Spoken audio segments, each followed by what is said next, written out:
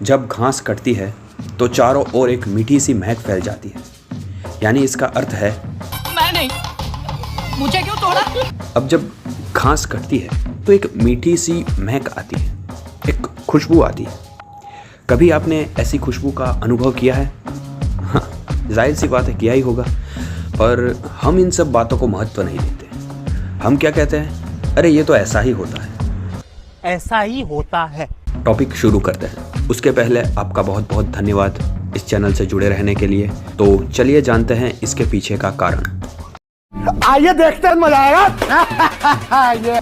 अब आप जब उस घास को काटते हैं तब उस घास में से कुछ ऐसे गंध द्रव्य के संयोजन हवा में मुक्त होते हैं, यानी वो कुछ ऐसे कंपाउंड्स रिलीज करता है। ये कुछ वैसा ही है जैसे एक कीड़ा है, वो बहुत बदबू मारता है। अगर वो कीड़ा मर गया तो हवा में उसकी बदबू कई गुना ज़्यादा फैलेगी, और अगर गलती से वो कीड़ा आपके मुंह में आ गया, कोई सेंस है इस बात की? अब वो कंपाउंड वॉलेटाइल होते हैं, यानी वह हवा में उड़ते रहते हैं, जिसके कारण वह परफ्यूम की तरह हर एक दिशा में फैल जाते हैं। इन्हें ग्रीन लीफ वॉलेटाइल्स यानी GLVS कहते हैं। ये मीठी गंध जैसे SOS का संदेशा प्रसारित करती है। हाँ, वही SOS जो आपके मोबाइल में होता है इमरजेंसी कॉल्स के लिए। SOS यानी सेव आवर सोल्स या फिर सेव आवर शिप। टेलीग्राफ में उपयोग की जाने वाली मॉर्स कोड एक सांकेतिक भाषा है जिसके अनुसार SOS यानी किसी भी आपत्तिजनक परिस्थिति में एक सिग्नल के तौर पर दर्शाई जाती है। आखिर ये कटती घास हवा में SOS का संदेशा क्यों फैला रही है? उसे किसकी सहायता चाहिए?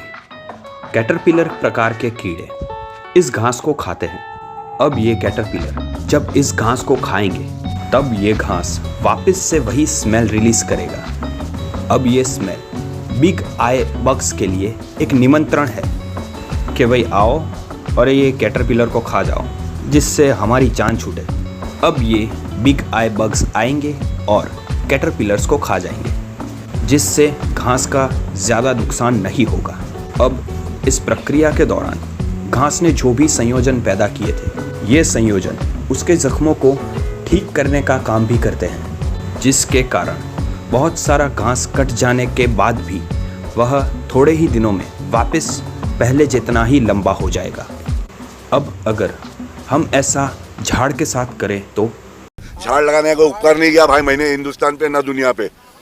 सबका काम है लगाने का, लगाओ, नहीं लगाने का तो मरो जल। पेड़ के तने को अगर हम काट दें तो वह वापस नहीं उगने वाला, पर घास उगता है।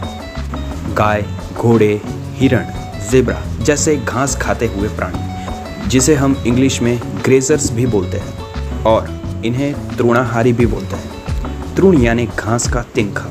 अब इन जानवरों के लिए तो खाने की कोई कमी नहीं होती।